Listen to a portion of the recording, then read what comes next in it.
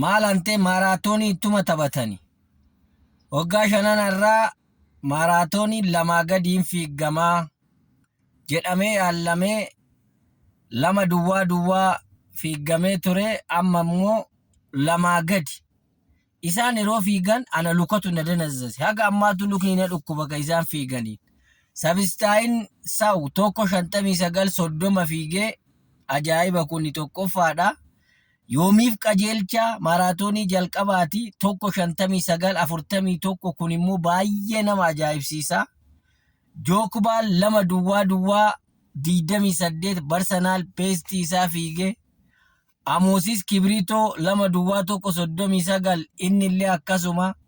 Taamiraat Tolaa 2-2 kunis sa'aatii isaa ka jalqabaat Barsenaal beestiidha.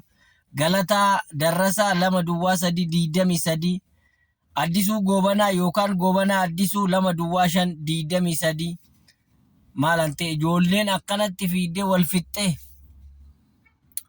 London akkanatti maaraatoonii guutuu sa'aatii 2 gaditti keessummeessee itti taphattan rabbi. Anaga ammaa ka isin fiigdaniin haga ammaa lukni kiyya na dhukkuba.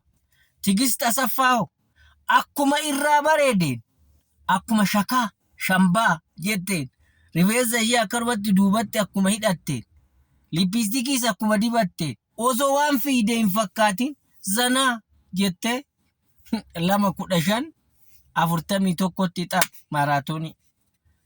Abboo baay'eetti gammadee baga milkooftan gammadoo daddafoo silaa daddaffiin kee waan bir ta'e akka maree godhaa artanii baga Waaqayyo isin gargaaree baga dafqa keessan isinii lakkaa'e.